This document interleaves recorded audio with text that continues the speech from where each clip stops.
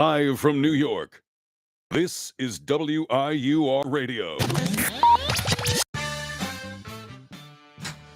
Welcome back to Octagon Antics. I'm your host, Luca, joined with my co-host, Joe. Yes, Thank sir. you guys for coming back. We missed a week, but now we're back with a whole lot to talk about. The studio was closed, but also we were going to miss it anyways because there was nothing going on. We couldn't really talk about anything, or else we'd have no show today. So. Yeah. And so speaking of the show today, I'm gonna do a quick outline of what we're covering because no show next week. This is the season finale. Yes, sir. And I'm going to Italy next semester, so this might be the last show for a while. It sounds like it. Sounds like it. But we're gonna talk about Qatar, UFC Qatar for a little bit. Talk about the main event, co-main event, the divisions that those happened in, some matchmaking there. We're gonna talk about the future matchmaking because a lot got announced. That pay-per-view stuff is starting to roll out. We got all the announcements for 324 out. We got the the headliner for UFC 325. Then we'll talk about UFC 323 and UFC Fight Night. Cop versus Royval. Cop versus Royval. That is happening 2 weeks from Saturday, and 323 is happening this Saturday. Super excited for that. These last two pay-per-views have been stacked. The Fight Night, I just remembered. The Fight Night is next week, so it's a week from Saturday. That's 2 weeks from Saturday. Yeah. Okay. It's our second. It's the second to last card, or this is the second to last card of the year. This weekend. Last card of the year is next weekend, and then they're going on like a 6-week break. I know. What am I gonna do with my life? Yeah. What do I do while we're on break? Oh what are we supposed to do? Yeah. But I love it. I love them stacking the end of the year. Yeah. They always did it last year. They did it. I think maybe the year before that they were on a little bit of like a talent kind of shortage just because of the UFC 300 rollout. But they always stack up the end of the years, the November, the December pay-per-views, and we're looking at two awesome fights in the co-main and the main event this weekend. But let's talk about UFC Qatar first. Can't forget about that. Got a lot of stuff actually. A lot happened in that. It feels so distant because we've already had conversations about like what's next for the division. They've already matchmade that division, so it's like that whole UFC Qatar event feels so far in the past. But let's talk about it. That was a very dominant performance from Arman Tsarukyan. I feel like we both expected that. I don't think if you know MMA, you expected Dan Hooker to go out there and win. But Arman made it look very, and very the odds easy. very much reflected that. I'm just very happy Arman got it finished. I think that's exactly what he needed in terms for him calling it for a title shot. But total domination. And I thought Arman's stand-up looked really, really good. He was fast, and he worked his way up because, Dan Hooker would throw a lot of stuff up the middle to the body. So on the reset, Arman Tsarukyan would throw inside leg kicks, jabs to the body, and then eventually he would double it up and go up top with the kicks into the body. And something that's so cool about Arman Tsarukyan, you see his workout routine with all these super custom-made gym machines that have this ultimate flexibility, and he's super, super flexible. You saw it in those little crocodile rolls that he was hitting when Dan Hooker pulled the Those are guillotine. clean. But when he throws kicks, he can throw everything into these kicks because he's not worried about people catching him. Number one, if they catch him, he can turn out from them very easily and kind of rotate with it. Number two, if you take him down, so what? Islam's not in the division anymore. Gamrot had a hard time keeping him down. Who can really hold him down? So him throwing those kicks so hard sets up his offense really, really well. Especially against Dan Hooker, who is not really going to do anything to you on the ground. Yeah. Which I don't know if I heard it outside of this or if we spoke about it on the show, but why was Hooker jumping guillotine? It worked against Gamrot. I know. I think that was like a defense mechanism against Gamrot, but it's not going to work at the high level with grapplers like Arman Tsarukyan and Hamzat because they train together, they work together, they wrestle together. It's just not going to work. And he very much right away. Dan Hooker was going submission, not really looking at the position. And when he bit there was the first scramble when he pulled guillotine. He had a spot to kind of leverage the choke and maybe posture out, maybe sprawl a little. But Arman was a lot quicker to it and secured the position and then addressed the choke, which is very, very confident from him. He knows that Dan Hooker probably isn't really going to put him out with that. There was a funny moment. I don't know if you saw it. I think it was the day after the fight. There was like an interview came out, like very informal interview of Dan Hooker just sitting around, and he was talking to like one of his friends, and the guy's like, he told him apparently after the fight, he's like, so Charles Oliveira couldn't submit him with a guillotine, but you thought you'd give it a crack. like you're better than Charles. What did he say to that? He was just like, I forgot about that.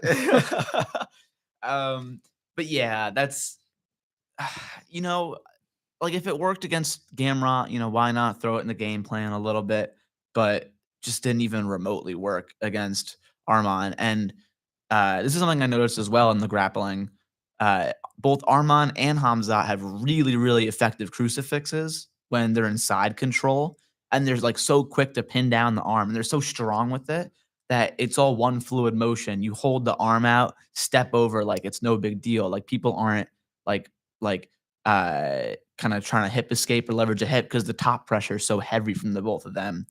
Just really, really elite stuff on the ground. And even when he was in Dan Hooker's guard, there was so much pressure and the elbows and the straight shots coming down on him.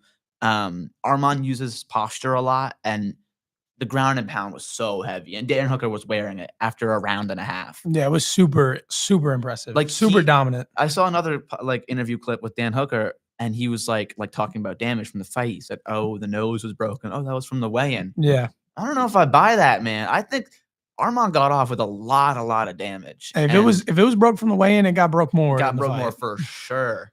But let's move on, since just for kind of the sake of time. Bilal Muhammad versus Ian Gary.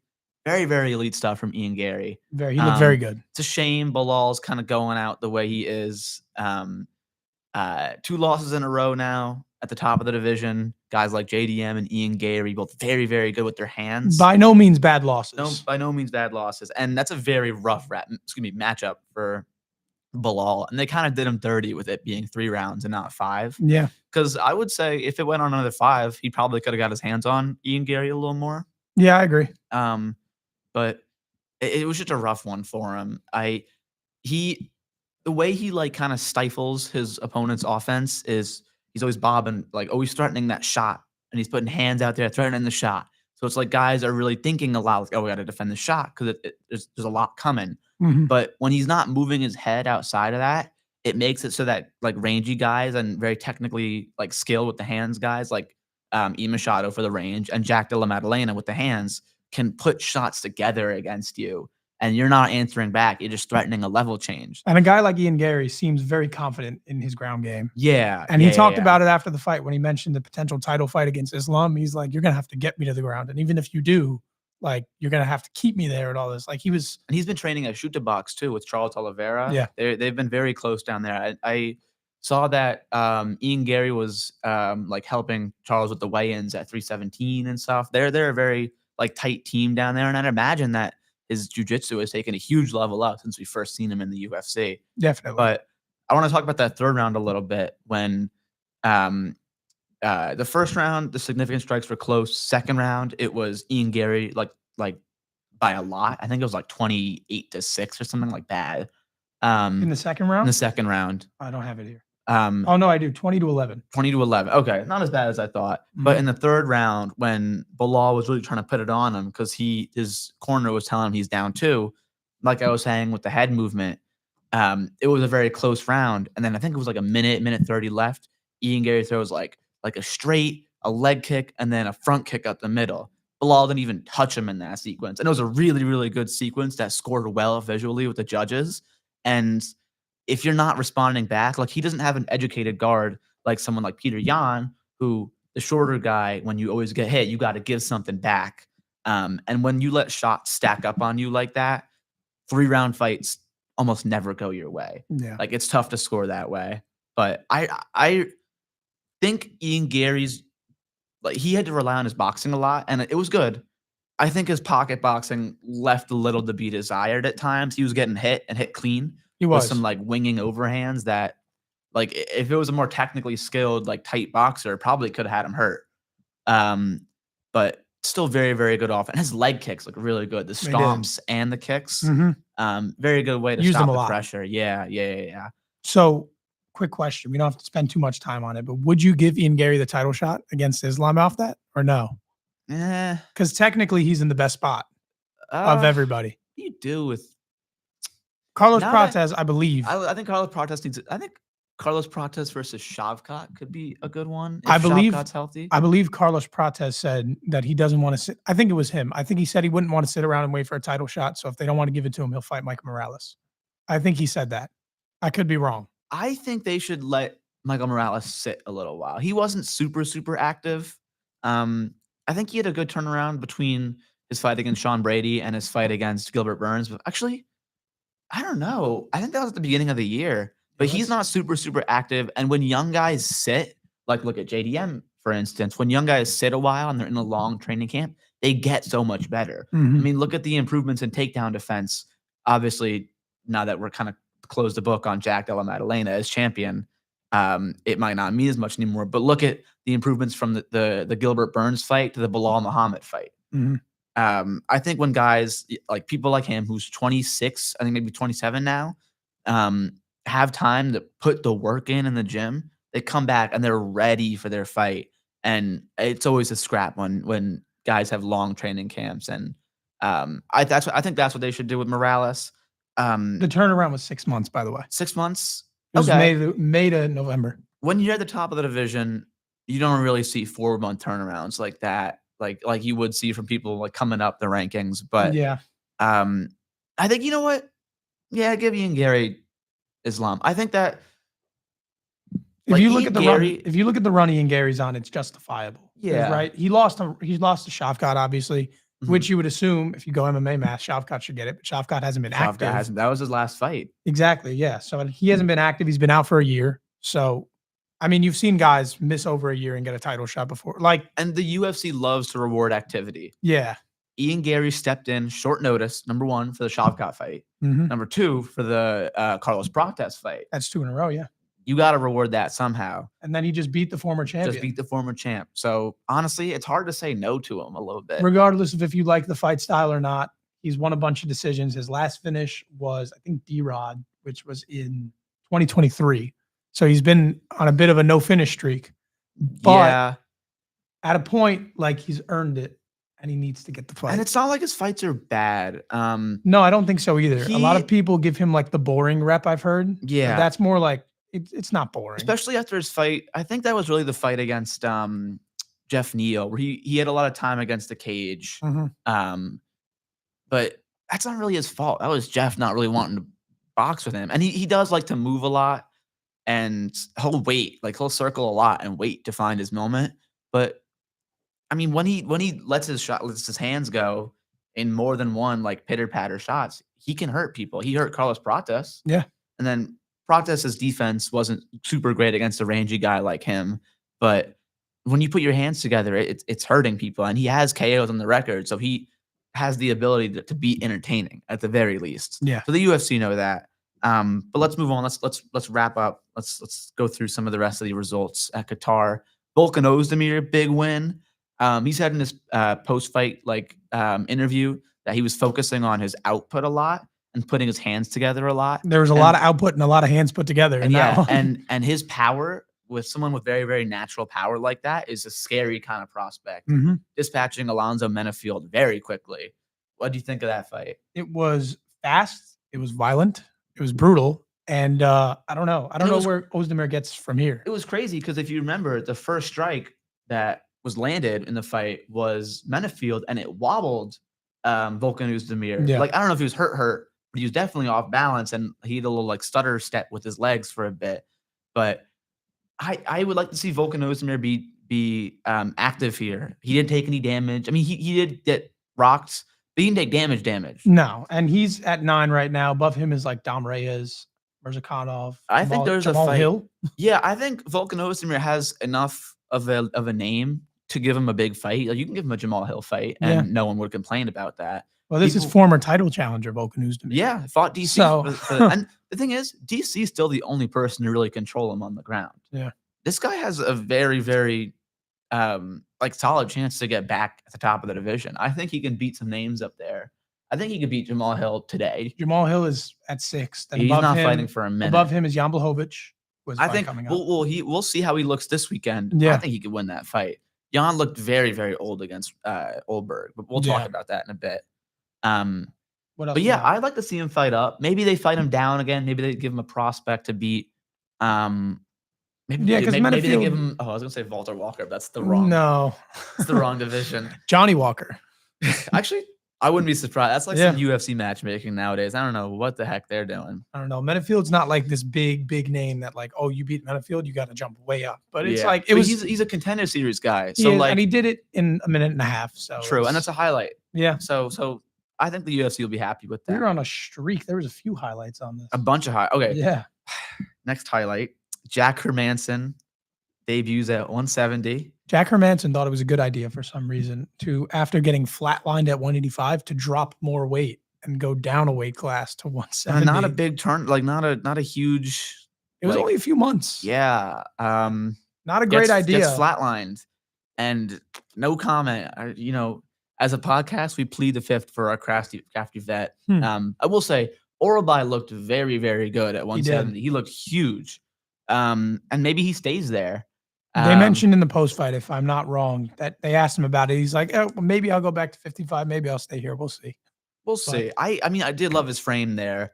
I'd like to see him maybe fight not a real 170er, but like someone who's more established at 170, just so he can kind of test the waters. Like if he looks good at 170, he can build up that frame even more. And then, but if it's a little iffy in that fight, maybe we stick to 55. Listen, if it's me personally, and I'm Orobai and I just flatline someone at 70, I would stay there and fight again there. And I'm sure that cut was easy for him too. A lot less painful than a 155 cut, I'm sure. Yeah. And we actually have fight news for this next, the loser of this next fight, Alex Perez versus Asu Almabayev. For a prospect who was minus 210, I thought that was way too close of a fight. He was probably losing. And if that went to decision, yeah, he probably would have lost that. But Alex Perez makes a mistake, gets finished by that guillotine, and now has a fight book with Charles Johnson. Breaking news, blah, blah, blah. We'll tell you more about that later. We'll get there soon. But yeah, for also Almabayev, I mentioned last week or the week before that he was a little small for the flyweight division, and against a wrestler who's like not an elite wrestler, has been controlled before, can't really establish like a lot of ground time, a lot of control, and looked pretty uncomfortable on the feet for most of that fight. So I honestly don't know if he wins like anywhere higher in the division. I think he might get stacked out a little. Yeah, I mean, if you look at the top of that division again, it's above him. He's at 7 right now. Above him is Manel Kopp, who we already lost to. Tyra, Albazi, Royval, Moreno, Van Pantoja. The only person I could see him maybe getting a win over is like maybe Albazi. I think Albazi's too big. Maybe like Moreno if his age starts to be a little apparent in this next fight. But yeah, I'd imagine they probably won't even give him that matchup. I'd imagine they match him up down. I wouldn't say so. But moving on, big prospect, Luke Riley versus Bogdan Grad. Bogdan Grad came out very, very heavy on the wrestling, made it a point to put him against the fence, put him on the ground. And what surprised me about it is Luke Riley went through that first round of heavy wrestling and still had a lot of pop in his shot to get that finish. And realistically, if he walked off, it could have been a one-punch KO because he spun his jaw really bad. It was super impressive because Luke Riley, I think they mentioned, had been booked on the Contender Series once at least, maybe twice, if I'm remembering correctly. And he didn't get to fight on it at all. And they just brought him straight to the UFC headline prelim, and he got a knockout. And it was a good knockout. So, I mean, big knockout. And Bogdan Grad is not like super low down in the division where like prospects will usually start fighting at. Bogdan Grad has some wins. Grad, I think actually is how you pronounce his last name. But moving on, for sake of time, Abdul Rahman Yayev versus Rafael Chiquerera minus 1,000. Made it look like it was minus 1,000,000. Open with the spinning back kick. Was styling on him the whole time. The whole 30 seconds. Like, I don't even think he was that hurt, too. I think he was off balance, and then the grappling position was just too elite and just got the finish. And this is off of a fast win on the I Contender think, Series. was it quicker or slow? I think his win on the Contender Series was faster than that, actually. Oh, it doesn't have. Does it say on the UFC It website? doesn't say on the UFC website. But he looked really, really good. And like I said, I really want to see these prospects like that be active. Maybe get like a 4-month turnaround. Get on 324. That'd be awesome. 325 maybe. They should want to be on these big Paramount cards. But I don't know. I've been seeing a lot of people saying the Paramount cards are going to have less fight, so that the prelims like don't kind of like weigh down the cards like overall. Yeah, it's spectrum. interesting to see how it's going to look. I'm not sure. I like the length of it. Honestly, the pay-per-views like the ones we had for the ESPN era, maybe they ran a bit long, but this was like the big event. Yeah. I don't mind it running long. You can, if it's gonna happen, if the main event's gonna happen at midnight, 1 in the morning, I don't mind it starting at 6. Like I can tune in for the main event. But to answer the question quickly from before, the Contender Series finish was 30 seconds. The debut finish was 33 seconds. So it was just slower. Almost. Maybe next time. Maybe next time. But another fight I was really interested in, underdog Kiori Horiguchi versus Tagir Ulanbekov. I think your only note on this fight was hardcore fans when we were coming in. Yeah. He's 9 years off. His only loss in the UFC before that was Mighty Mouse, which, I mean, that's about as good as a loss gets, if you want to say good loss. But and got finished by him, but was hanging in there. Like he was finished like with, I don't even think 10 seconds left in that fight. But hung in 5 rounds with Demetrius Johnson. So I don't know why he was gone to begin with. I don't know the reason, but I think he went came to fight back and rise in a little bit. He did, yeah. I think it was something about money and maybe wanting to become more of a star. And they just came back against Ulanbekov, who's like not a nobody. I don't know, and was solid name in the division. Ranked too. Ranked, yeah. And he just where's he at flyweight now? Just dominated him. 11? Horiguchi? Horiguchi. 8. Wow. Yeah, they debuted him at 8. Wow. Above Tim Elliott. And then yeah, I mean Tim Elliott. Yeah. That was okay. I don't know how the heck what's his name? The guy who just lost to Tim Elliott. Not Kaya Sakura fumbled that. That was bad. Yeah, it was a bad one. And now he's at 9 somehow. But no, Kiori Horiguchi looked very elite. Systematically destroying Tagir.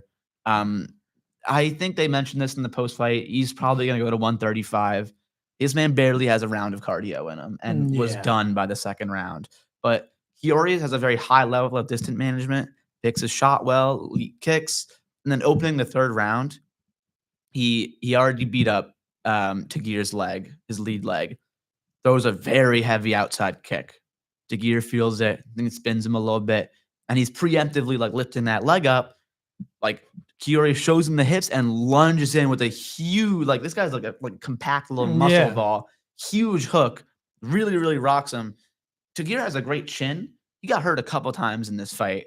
And he got hurt right before the finish. I think it was a head kick. It was a head kick. It was a question mark, but he was like leaning over to the side. Yeah.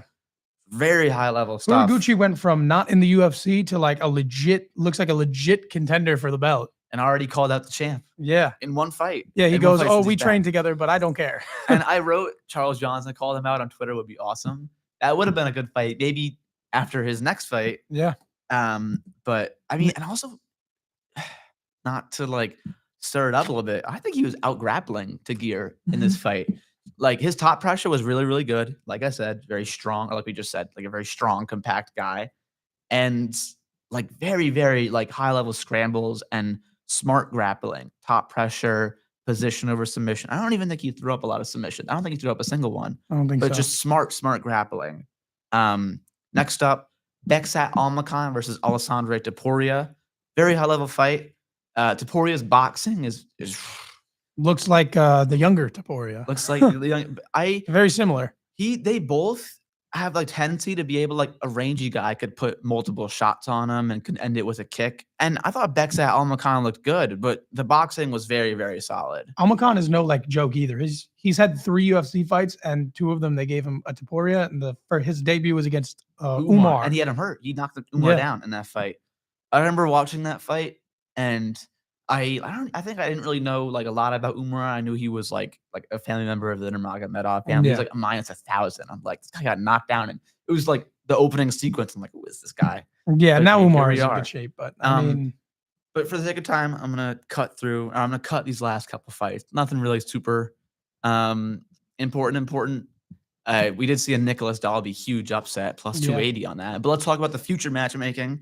UFC 324 announced at halftime of, what was it? The Cowboys and Chiefs game on Cowboys and Thanksgiving. Chiefs game on Thanksgiving. He announced the main card, the first 5, and then he went on live right after and announced more after that. But wait, so he announced it like it was an ad, or it was like aired on? Yeah, so the halftime show went to the halftime show, the round table of guys that talk about the game, and he said, "But now we have a new colleague, Dana White. UFC's coming to Paramount," and they said, "Take it away, Dana." And it was like a video that Dana did that announced the fights, and they honestly, I was watching football. I was doing Thanksgiving stuff. Yeah. And I thought the whole thing was on IG Live. I was like, no way, not again. Like for the new Paramount era. But I did see, kind of unrelated, they are starting to bring back some of the like the big panels of fighters for like the next couple of events. So I think they're doing a panel with the headliners of 324 and 325. Yeah, I saw that. Which is good stuff. I love these like big media opportunities. I think it's very cool for like the promotional aspect, starting some stuff behind the scenes. There's always like good and bad like scuffles and stuff, but it always generates hype. So there's no reason not to do it. But getting back into 324 main event, Justin Gaethje versus Paddy Pimblett. We will kind of rush through the rest of these, but I do want to talk about the matchmaking here. Yeah. Can't say I love it. I like the matchmaking itself because this is a fight that a lot of people have thought was going to happen. I don't like that it's for the interim lightweight championship when Arman is off a dominant win, didn't take damage. And I think he said he wanted to fight early next year. So unless he was offered this and declined it, I don't see any reason why Arman is not. The way he's talking in these interviews right now, I'd imagine he didn't. Like, I don't think he's bluffing. He seems very upset that Paddy and Gaethje were given this opportunity, and he wasn't. Look, if Arman hadn't fought and they booked this fight, like I can understand it. Arman missed weight for a title fight. They don't want to give him the interim title fight. That makes sense. But considering he just had a fight a week ago and it was a dominant win, I don't see why they would book this and not put him in it. Yeah. And then even then, like, I'm sure you could book Alex Pereira for a headliner at this event. Like, if you really needed a headliner, you could push this back a month so that Arman could headline it. Who would you prefer he headline it against, Gaethje or Pimblett in the sequence? If it was Arman, probably Pimblett. I'm kind of past the Gaethje thing. That's fair. I'm very tired. I mean, if it was for an interim title, honestly, I wouldn't care. I think Arman probably destroys either of them. Yeah, he probably wins. Paddy, I think Paddy probably has a good chance because his frame. He's a lot bigger than Arman, but just the wrestling level is so different from him. But big return, Amanda Nunes coming back out of retirement, facing Kayla Harrison. These two have like a teeny little bit of beef. They were both at American Top Team for a bit, and Amanda Nunes actually left the gym because she felt threatened by Kayla Harrison, quote unquote threatened. I didn't even see that. I think it's all cordial, but it seemed it when they faced off. Yeah, Amanda Nunes built her own gym in Brazil. I think trains there now full time. But there was a point in time where when Kayla Harrison was first making the jump to MMA and kind of cut down that weight, Amanda Nunes was maybe like, I'm not the best girl in this gym. Gotta get out of here. Felt a little threatened. We will find out. I'm sure next month. I'm hype about it. So am I. I think it's going to be a good fight.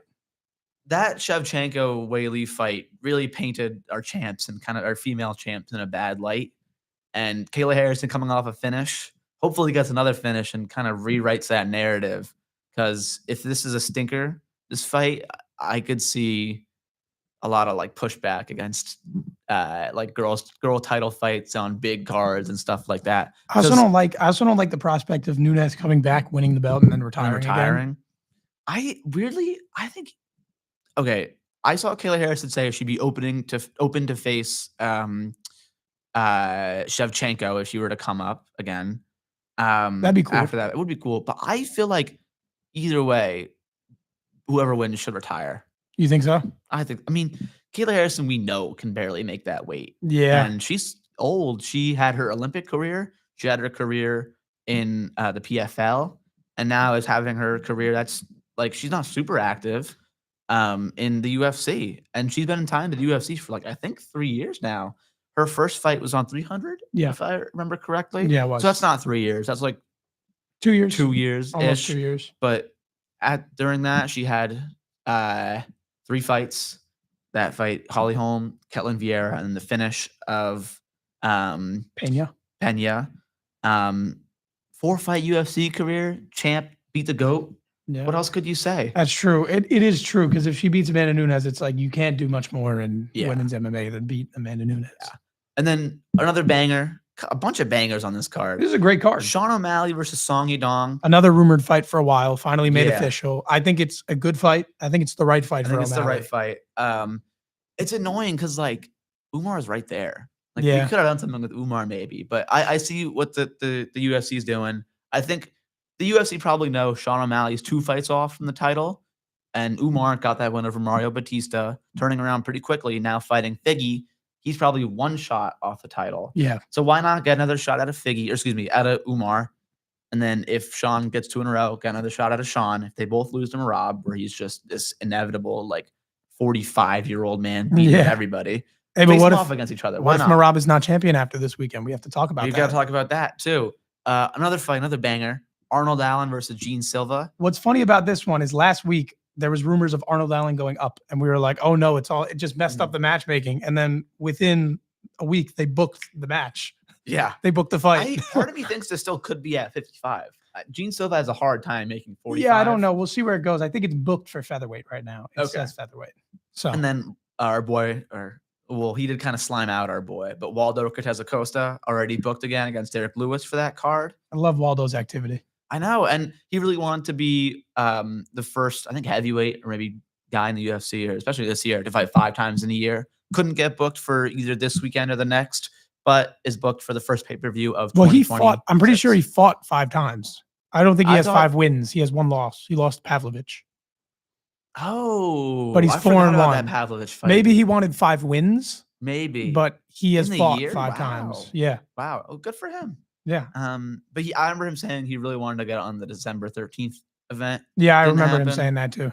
But I think it's good he's on a pay-per-view. If he's getting finishes, why not put him on a pay-per-view? We need some heavyweight, like, kind of name value. Another fight, Umar versus Figgy. We kind of mentioned that before. Banger. Figgy is coming off a win against Montel Jackson, who's pretty low in the bantamweight rankings, so the level difference is pretty high. And I'd imagine Umar kind of speed maxes him in this fight. Another couple fights, Alexa Grasso versus Rose Namajunas, Ateba Gautier versus Andre Pulyaev, and this one was announced today, Charles Johnson versus Alex Perez. Banger. I'm a big Charles Johnson fan. I've been tapped in ever since he knocked out Josh Van. Huge win, and has put back a ton of prospects. And as he fought the dude from Kyrgyzstan who just popped for PEDs, just lost to him over the summer. Oh, I don't know. He's no longer in the UFC, I don't think. They kind of gave him the boot. But unfortunate loss. We're not even counting that. But he's on a streak, and he's momentum, and he's calling out everybody. And guys know that Charles Johnson's a very tough fight. So I'm happy to see him fighting up in the rankings. Also, a week after that, not a month, mark your calendars. Yeah, it's interesting scheduling now. I know. I low-key don't super mess with this for like the general future. I think they should stick to like the pay-per-view at the end of the month, every month. Because it lets your fight nights and the results from it kind of build into the matchmaking after the one at the end of the month. But Volkanovski versus Diego Lopez a week after UFC 324. There's not a whole lot of cross. I mean, Arnold Allen versus John Silva is happening. So maybe the winner of that could call for a title shot, but not a whole lot of activity at 45 or 324. What did you think about the matchmaking there with Diego Lopez and Volkanovski? I thought it should have been Mobstar, man. Yeah. Like, this is Volk's last fight. It's going to be in Australia. Why book a rematch? Like we know he can beat him. And I think. And the thing is, if Diego does like get a knockout, he's like, people are going to put an asterisk on it regardless. Because they should have done Mobstar. Yeah. Because if you do Mobstar and Volk wins, that's a winnable fight for Volk. Yeah. Volk retires on top. He beat the Dagestani. It got his lick back against Islam. Yeah. And if Mobstar wins, you go right into him versus Diego Lopez, the rematch. Yeah. It works regardless. And it does. I don't mind. Like, you could have stacked up that pay-per-view with all this Australian talent. Would have been fine. Lerone was also in play for a shot. He didn't get it, but there's been some jarring on Twitter, I think, as of today between Lerone and Aljo. So that could be a fight that gets made. Aljo would get murked, bro. Sorry. Yeah. Not even. I mean, Aljo's kind of old, and he didn't really look great against Brian Ortega. Yeah, he won every round, but nothing special. But yeah, it's Brian Ortega and Big 25. Yeah. He's had a rough go of things recently. Feel bad. Yeah. And I mean, I'd imagine he is on one of these cards, though, Aljo. I'd imagine he probably makes his way on 25, maybe. If he's healthy, yeah. And I'd imagine, I'm pretty sure that Rufy will be on 325 because he's been having a training camp in Australia with Volk. And I think they knew this event was going to happen in Australia. And Rufy said, look, I'm going to train in Australia for 6 months. Yeah. Can I get a guarantee that I'll be on this card? I know Dan Hooker wants to fight on this card against Moicano if he's healthy. I think, am I wrong, or has there been rumblings of Quillen Saukield fighting Benil Dariush? I heard. I peeped that. I think he like announced it on some Australian talk show. It's not official. It's not official, and so a bunch of like crazy news is getting leaked that isn't official. But I saw someone say Saukield versus Rufy as well. But I thought Saukield was hurt after. I thought he broke his foot. So did I. The kick. So did I. But I did see him not wearing a boot recently. I saw a pic of him on Instagram, like fine. So we'll see about that. Maybe it was something that's a little more minor than we thought originally, but some very, very potentially great fights that could be put on 325. It's looking like a good start to the Paramount era. Okay, in terms of cards, pretty good on time. Do got to speed through 323 a tad. Let's talk about Jan versus Merab. Very high level fight. There is an asterisk on that first fight, sorta. Jan's like, a tool I use heavily in my right hand, broke it going into that fight week, didn't throw it at all. True. You know who else broke their hand going into that fight week? Merab. Yeah. So does it really have an asterisk? Yes, because Peter Yan will use that offense more, and Merab is a machine, so if a part's broken, it'll still run. Yeah. That's a good line. But the betting odds -425 Merab. I mean, after their first fight, it's reasonable after their first fight. I think, honestly, stylistically, guys like Sandhagen and Umar pose the biggest challenge to Merab. I think Merab's going to roll through him again. I wouldn't be surprised. Jan has a very good high guard against strikers, but when you face guys who will throw a 1-2 and then chain it into a takedown, and your hands are here, your hips are just there to grab, essentially. And Peter Yan has great scrambles and rolls and like defense against the cage, but it comes to a point where you're giving him the takedown over and over again, and that's Merab you're giving it to. Like, you're going to get your cardio worked instantly. So will we go over or under 49 takedowns this time? I think 49 shots. I think, okay, prediction. I think he might have him hurt with the hands a little. All right. Peter Yan. He hurt Corey. And I think he'll hurt Yan with the same type of thing. Peter Yan is not super defensively like minded when he's like moving backwards. He always takes these big strides back because he's like a littler guy. Mm-hmm. But he can get cracked when dudes kind of like lunge at him. O'Malley cracked him. But Merab's a different type of striker. It's a run and lunge thing, and Corey kind of missed it. Merab's deceptively fast in there too. Yeah. All these 135ers are. But if you miss it and like you got to recover for a little bit, you're dazed, Merab's putting shots on you by then. It's too late. There's already 4 punches in your face. So are we both picking Merab here? I think we're both picking Merab. But we can't come back next week and tell you if we were right or not. Oh, I actually didn't mention this. This is going to be our official scores, I guess, on the year. I'm 7 for 11 on main event picks. Yeah, it says 5 on here, but I don't know if that's entirely accurate because the last time it said 5. Honestly, I didn't. Did you pick Shevchenko? I did, yeah. Okay, so 6. 6. I forgot who you picked in the last one. Yeah, I thought we both picked Weili. Or no, I think I did pick Weili, but it was like 5. I think the last one says I had 5, and I picked the co-main and main last week correctly. Oh, I didn't even mark those. Yeah. Okay. I don't know. I think it doesn't matter what the score is, right? We both did okay. Okay. You did a little better than I did. Let's just say I'm 9 for 13. You're 7 8. for 13, 8 for 7 13. for 8 or 13. I don't know. You That's did a not- little that's bit not better. awful. You That's did a not little awful. bit better than me, but Yeah, but you picked the better fighter. You picked the Yeah. funner fighters. Yeah. You picked JDM last year. I yeah, I respect picked that a JD. lot. I picked JDM. Yeah. Thankfully, I didn't bet on it. When I was doing the little interviews outside of MSG, everyone who picked Islam, I'm like, but what about the JDM hands? And they're Mhm. like, it's always a whole ordeal. But I respected that pick. Had to pick Islam, and I mean, you went we smart, fell and it obviously worked. yeah. So, you know, – whatever. But I'd have Marab winning this fight. I think probably Yeah. similarly to the last one. I mean, I think there's a chance that because this is a point fight, let's say Marab doesn't get a finish. Obviously there's he did get a finish against Sean O'Malley in the rematch, but besides that, Marab's not really like a finisher. Jan could win some rounds though, which is what I'm nervous about, and especially the way they've been judging recently.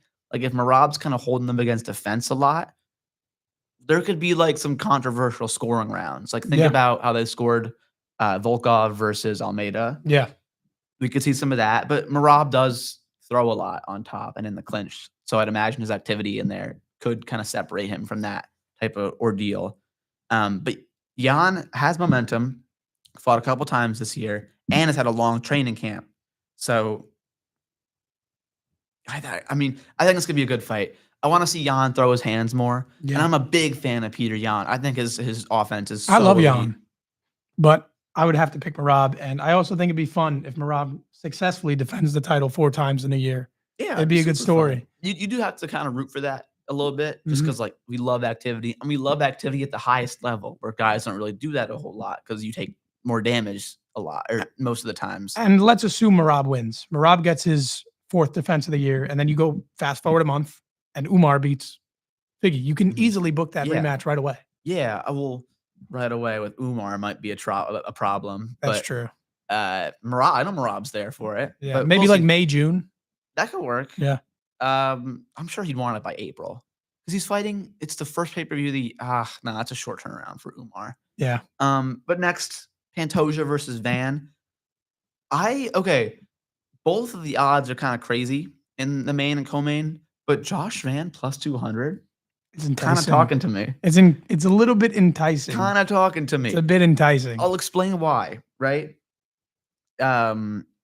Obviously, going back a couple fights for Pantoja, went 3 rounds with Kai Kara France, 2 rounds with who were we just talking about? Kaya Kaya Sakura.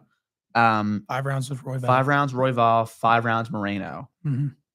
Hurt Moreno early in that fight. Heavy pressure early in that fight against Royval.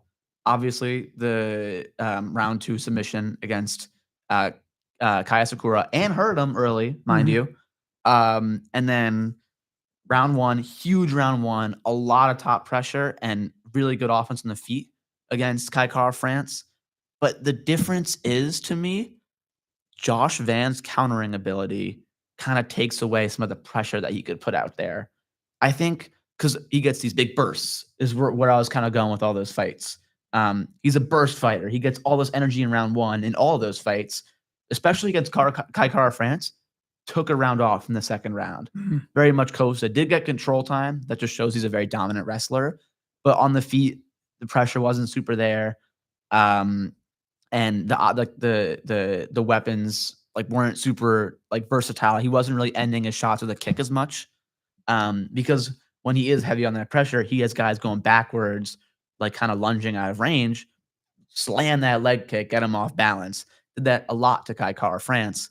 But I think here's the condition that Josh Van can win. So is there a world where he can stop the takedowns in jiu-jitsu enough, right? We know Pantoja is an extremely dominant, built wrestler and will just like kind of pull guys into his back take. It's crazy.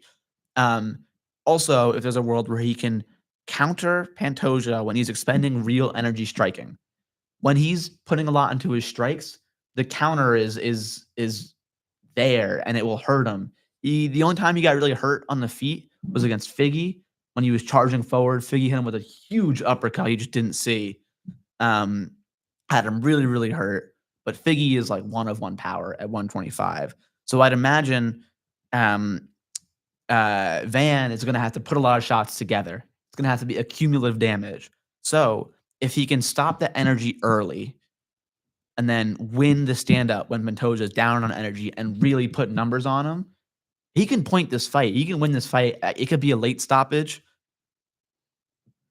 but Pantoja's very good. It's Pantoja. You have to Pantoja's make very it. You have to good. make it late first, especially after what happened Yeah. with Kai France. And So his grappling, Van's grappling, hasn't really been super checked. He's a good wrestler, but when you chain wrestle like Pantoja does, you check guys like that. And I think there's a world where Pantoja gets it done early. I think there's a world where Pantoja can hurt him with the hands early and finish it from there like a sub or like some ground and pound. mhm. And I think there's a world where Pantoja can point him and get a lot of control time in this fight.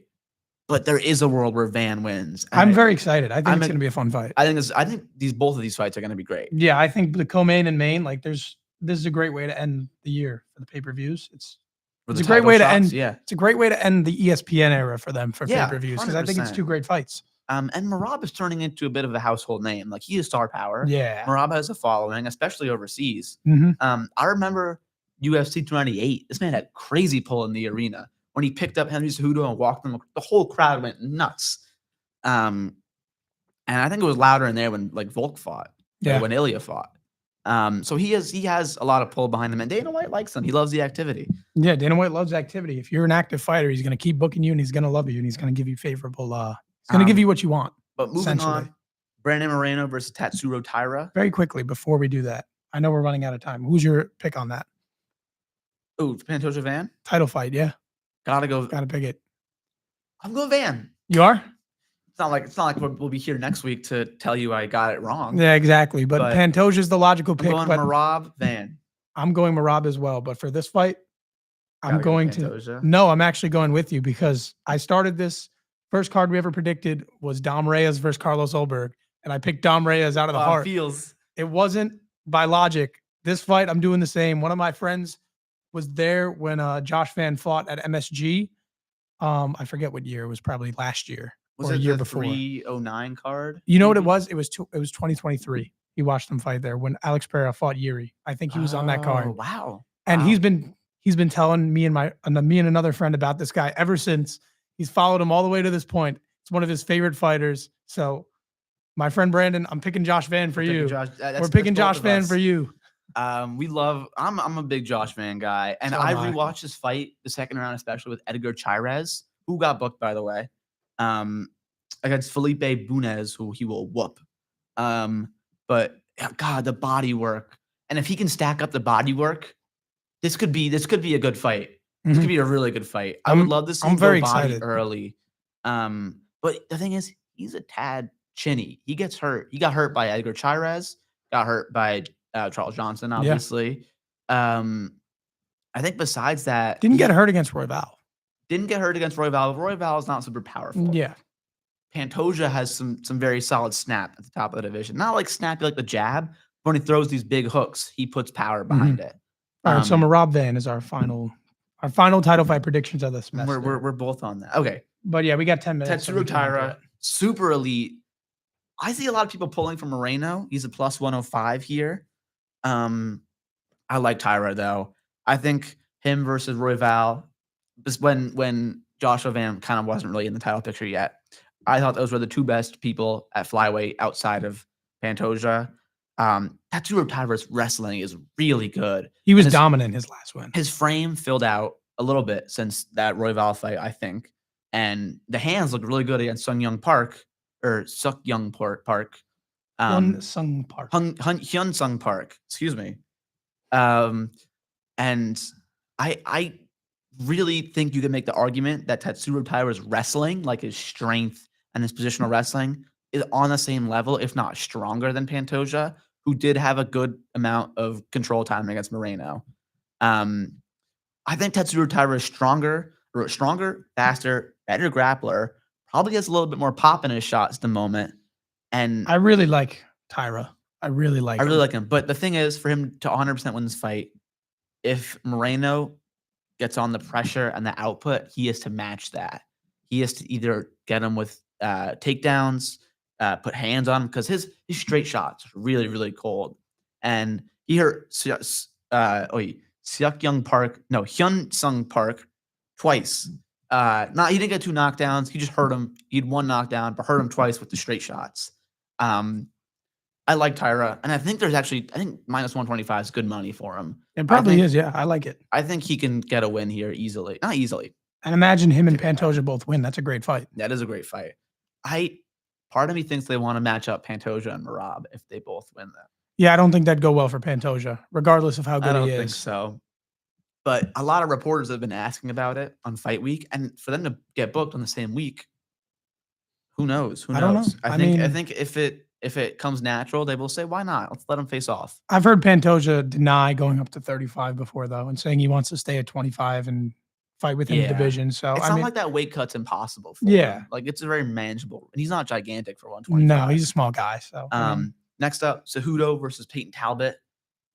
Plus 225 for Cejudo. I know. Wow. It's hard because you saw what Peyton Talbot did against Barcelos in the wrestling department. Henry Cejudo is an Olympic wrestler, but then you saw what Talbot did in the grappling game against Lima. Yeah. And it was so much better. I think the difference in that fight is Raoni Barcelos is a very active fighter, like in the cage. He's always throwing something. He's always moving, which is why Peyton Talbot couldn't really put his hands on him.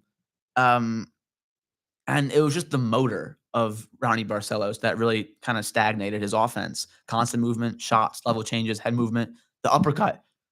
We talked about it when he fought Ricky Simone, but his uppercut is really crafty.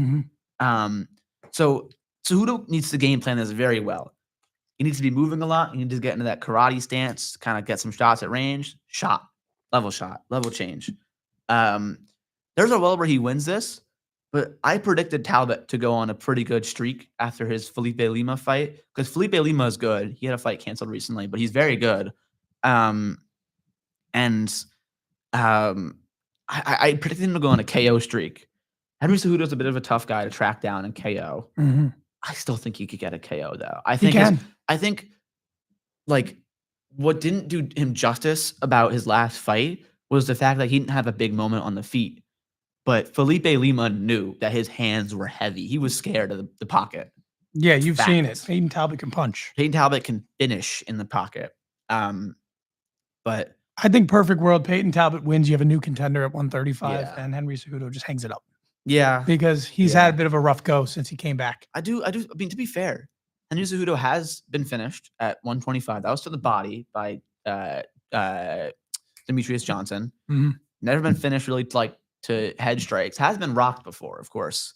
But never finished at 35. Never really hurt at 35. I think maybe the fact that his body filled out and he doesn't have to cut a lot of weight like he did when he was wrestling and when he was making that 125 mark really kind of like upped his chin. But I think we could see a lot of leg kicks from Talbot that could be effective. Talbot has to be careful too, because if I remember correctly, against Lima, his chin was up. His chin was up a lot. Yeah. And Henry Cejudo, granted, he's not like the heaviest puncher right now. Has knockouts. If you go back to his fight against Merab, if you go back that recently, he buckled Merab. Yeah. So big time. you have to be careful. Another good fight, sake of time. Jan Blachowicz versus Bogdan Guskov. I like Guskov. Very surprised about these odds. Bogdan Guskov coming in as a plus 114. You see the way that young guys have these lines made for them. Minus 210, minus 300. We looked at a minus 1,000 last week. We're looking at one right now with Peyton Talbot just fighting and minus 275. But I'm very surprised because Jan Blachowicz is 42. Looked very old in his last fight. But Bogdan Guskov is young and has momentum. Plus 114 looks like good money for me. But I don't tough one. I am gonna pick Guskov. 42, man. I am too. And the activity in his fight against Olberg, I really didn't like. In a fight where you needed to be active because you can get picked at range, he just wasn't really active enough. And I think for a guy who is going to be in the pocket a little more and speedier and heavier hands like Guskov, he could get a finish maybe. Blachowicz does not really get cracked, but he is 42, so we'll leave it at that. Yeah, he's old. As you get older, it kind of withers the chin. Moving on, but we are running very low. This one could be a banger though. Grant Dawson versus Manel Torres. Manel Torres looks gigantic. He looks like he's bulking for 170. I've been seeing pictures of him in the camp. But Grant Dawson is probably a top 3 wrestler at 155. He's very good. He is it? Yeah, it's 55. I can't believe he lost to Bobby Green the way he did. Yeah, like that was a crazy ordeal. And the Bobby Green saga is hilarious. Yeah. But let's not take away from the fact that Grant Dawson had 11 minutes of control time against Carlos Diego Ferreira in just Diego Ferreira. I don't know where the Carlos came from. And a 3-round fight. That's super impressive. That guy does not get held down. That's a very impressive win. But the thing is, I think Dawson could struggle with the fact that Torres has a bigger frame, longer limbs, tougher guy to take down probably. So if this fight stays on the feet, I think this is Torres all day. And I think he is a real like strong frame at 55 and at 70. So maybe if he really can like push the pace, and if he gets taken down, scramble, like leverage a knee, get some butterfly guards going, make something happen, get him working, this could be a great fight. I think we only have one more fight in us, to be honest. It's 5:58. 5:58. We're late. Speed run. Terrence McKinney, Chris Duncan. Under rounds. We've said this before, but Chris Duncan always surprises me. Great fight against Verbeski. Great fight against Jordan Vucenic. Got a sub in that one. We're going to skip the girls' fight. Nazim Sadikov and, oh my God, Fares Ziam, banger. Fares Ziam could stink it up a little bit, but I'd imagine Nazim Sadikov to be heavy on pressure. And I think Fares Ziam's outside striking is very solid. So that's tough to look out for. Knees at the middle, kicks high and low. I do want to see the boxing in this fight. And now I'm just going to do what do I call it? Prospect watch for the next 2 weeks at the end of the card. So prospects, Iwu Berenyetsky on Dana White Contender Series had a huge finish over Muhammad Ali, some Brazilian guy. Sure, that was his name. He was a plus 350 in that fight. Finished him in like 10 seconds. Has insane power in the hands. And this is our goodbye note to Ibo Aslan. Thank you for your time in the UFC, buddy. Also, Mansour Abdul Malik, minus 1150, like we were talking about before. Bet the over on rounds. If you know, you know. Marion Santos, also huge prospect, draws comparisons to Anderson Silva from Mike Bisping. So those are big words. Big comparisons. I wrote he has a CP as in Carlos Prates build. Super long legs, piercing knees he throws, leg kicks, body kicks, head kicks, sharp clinch striking. And then next week, Brendan Royval versus Mel Kopp. We don't have time to go into it, but it's going to be a good fight. Watch it. Check out a couple prospects on that. Kevin Vallejos, Yaroslav Amosov. Yaroslav is in danger, though. He's facing the Magny test. He's coming over from Bellator, was a champ there. Very good prospect. Also, Michelle Olajaychuk's brother, Cesare Olajaychuk, who trains with the Fighting Nerds, is going to be on this against Cesar Almeida. So Cesare versus Caesar. We'll see who's the better Caesar. Yeah, I guess. And then Melissa Croden, who fought on the Canada card recently. Huge frame at 135, fighting Luana Santos. That should be an easy win for her. And then also Marcus Buchecha, a very credentialed jiu-jitsu specialist, IBJJ world champ from 2012 to 2019, is fighting Kennedy Nzechukwu. Buchecha was coming off a stinker a little bit against Martin Budai, but I think he has talent and could have potential at heavyweight. So to wrap up, thank you very much for tuning into the show, guys. Yeah, thank you. It's a great semester. Great semester. I had a blast making the show. It went by fast. We have because we have a shared doc. We have all the notes from every event in one thing, and it's looking at 30 pages. 30 pages with 275 plus Gramercy notes. Yes, I'm sure there's more than that. Probably. But thank you for the support, guys. Thank you to everybody who follows Instagram, watching the show, everything on there. It's been a great semester. And we'll I had a blast. Thank you very much. So did I. We'll see where this goes from here. I don't know, but we'll see where it goes. Thank you.